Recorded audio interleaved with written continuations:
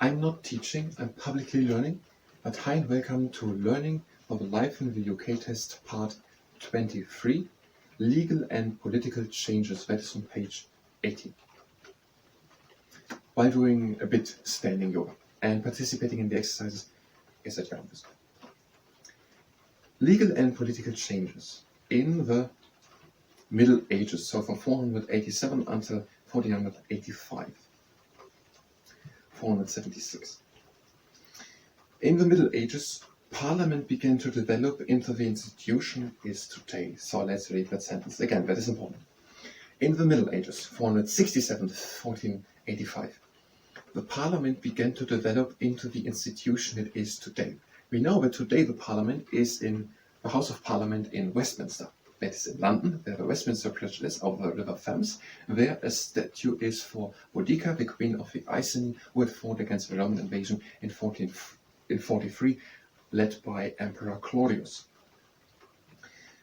And the parliaments of Scotland, Wales and Ireland, or Northern Ireland, they are a bit different. They have their own one and they have their own defined areas in which they rule. So in the Middle Ages, the Parliament began to develop into the institution it is today. So how the Parliament is today in the 21st century started to develop in the Middle Ages, which makes kind of sense.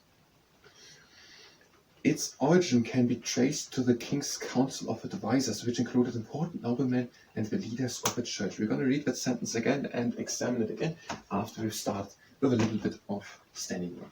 We're having your feet standing together, and we're breathing in, and we're lifting slowly the arms up. So breathe in. And breathe out again. Have your arms again. And breathe again in, and lift the arms up. And out. Again in. And out, we're leaning back, we're opening the arms and we're opening the chest to the sky. And again in, up. And breathe again out, bring the arms down and open the chest to the sky. Breathe again in. Bring the palms to touch. And breathe out and lean now back. And breathe again in. And out and lean again back. And breathe again in. And out. Now back to what is happening in the Middle Ages, because that is the time period, 467, 1485, in which the Parliament, in the format which exists today, started to develop. Its origin can be traced to the King's Council of Advisors. So there was a King's Council of Advisors. So there was a king and he had advisors and they were holding a council. That is what the word means. A council is basically a meeting, a brainstorming, and advisors are people who were giving advices to the king. So the king had called everyone in to a meeting, to a conference, and then all these people were giving advices to the kings, how the king should lead war, or how something should be settled, or how new laws should be made, or something like that. So, the origin can be traced to the King's Council of Advisors, which included important noblemen and the leaders of the church. So, we will know more about the church on page 68, when we go more into the Archbishop of Canterbury and the Church of England. The first Archbishop of Canterbury was St. Augustine, who led the missionaries from Rome to missionary to Christianize southern England. And he became the first Archbishop of Canterbury. We will know more about it on page 68. But already here on page 18, we know a bit more. Leaders of a church participated in these king's councils. And also noblemen. We have another word. We know of knights, we know of noblemen, we know of lords. And something or someone is a gentry. I still think that it is the land which is the gentry, and not the title of the person. So there were noblemen. Noblemen seems to be a broader category, and lords would be noblemen. So lords, noblemen participated and leaders of the church in the King's Council. And that King's Council is a bit the origin of what is Parliament today, which is in Westminster, the House of Parliament in Westminster, in London, where also the Westminster Bridge is over the River Thames. Now we're doing a bit of warrior.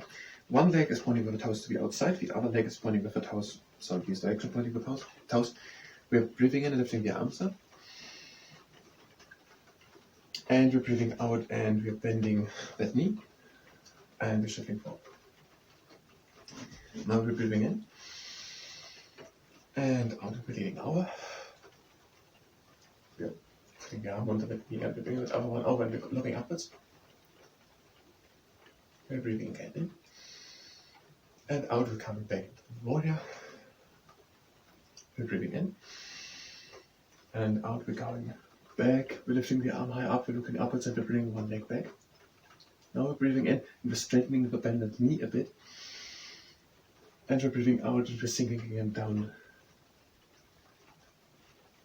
We're breathing in. And out back into the warrior. We're breathing in. And out into the ending the warrior on the one side, onto the other side. The toes are pointing like this.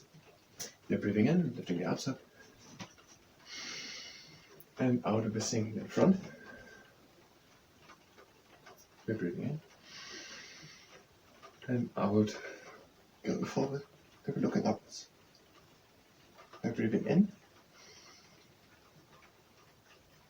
And out back into the warrior. We're breathing in. And out we go back. Going with the hand down and looking upwards. And breathe in. And bring the leg a bit in. And out and sink again down. And breathe in. And out back into the warrior. We're breathing in. And out. We're finishing the warrior. So the King's Councils was held and noblemen and leaders of the church were participating to give the king advice, and that is little the origin of what is the parliament today. There were few formal limits to the king's power until 1250. So that means that the king has had more or less full power until 1250. We could, for example, now in 1248, where it is after that. In 1284, Edward I made the Statute of Grundregeln, which he declared Wales a part of England. So until 1215, the king had more or less absolute power. In that year, King John was forced by his noblemen to agree to a number of demands. So another king, King John, and in 1215 did it happen that King John was forced by his noblemen, so a few of his people who were participating in this King's Council, that he agrees to some demands of them. They were demanding things. The result was a Charter of Rights called the Magna Carta. We are now by the Magna Carta, and that will be important because here decided against something written about the Magna Carta. The result was a Charter of Rights. Now, what is a charter?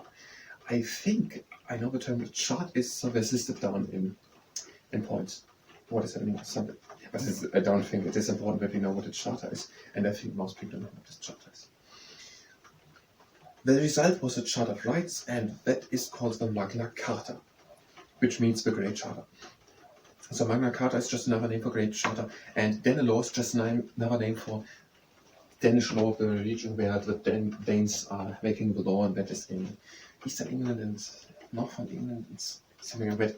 Where is Danelaw, and some names like Grisby and Scarford are still after the Viking language. The next exercise. Standing cat and cow. We are having the feet standing together, an inch space between the feet. We are going down, placing the hands on the knees, and we're breathing in. And out and back out with the back up. And we're breathing in, coming back into the position. And out we're going into the cow, so hollow the back. And breathe again into the position. And out and like a cat. And breathe again in. And out into the cow again. And again in, into the middle, and into the cow. breathe in and out. Last time I do a cow. And breathe in and out, coming up with one back. That was the standing kind of cow. And we will do just one last yoga exercise in a moment, but let's look if we have something which we can have. So in 1215, King John was forced by his noblemen to go into to accept some demands of his noblemen, and these demands were written down in a charter called the Magna Charta, which is nothing else in English than Great Charter. The Magna Carta established the idea that even the king was subject to the law.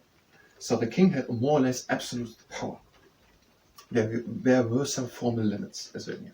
The king had absolute power until 1215. But in that charter was basically the idea established.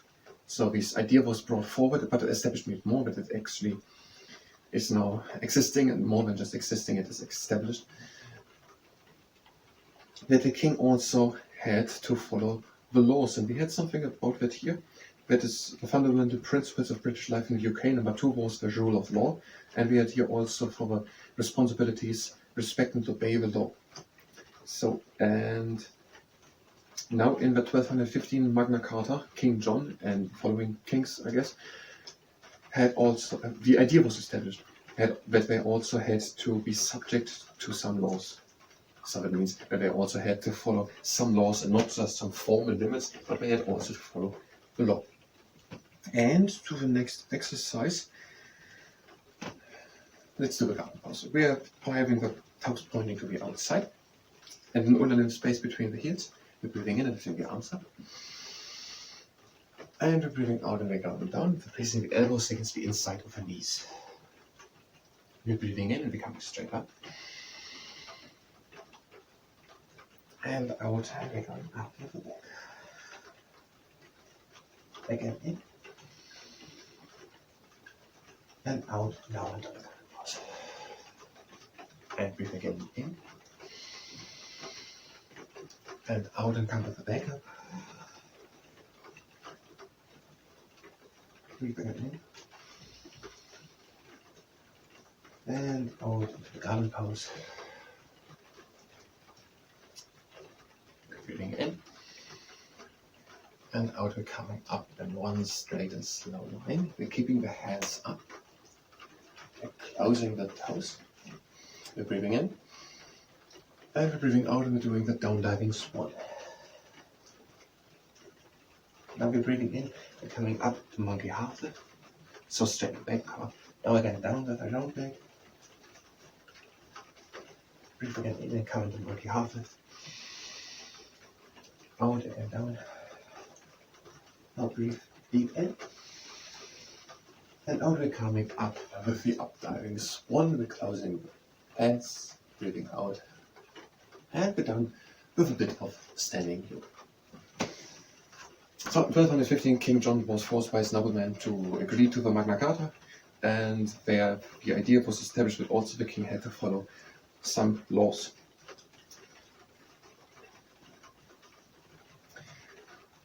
It protected the rights of the nobility and restricted the king's power to collect taxes or to make or change laws.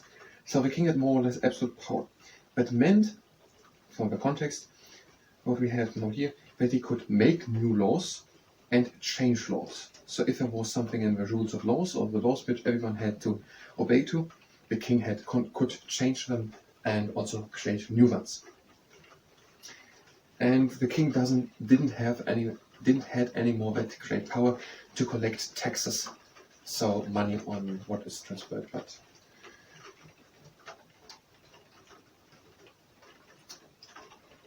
yes, with the rights of a nobility, I guess that means the rights of a nobleman. That's a bit difficult to understand. That is not so much. Everything you need to read in simple and easy to learn format. Yes, simple and easy to learn format, but that sentence is a bit complicated. What are the rights of a nobility? We're talking about a nobleman forcing King John in 1215 to sign the Magna Carta. This was not written to sign the Magna Carta, but to agree to demands, and these demands were written down in a charter called the Magna Carta. Thank you very much, and until next time.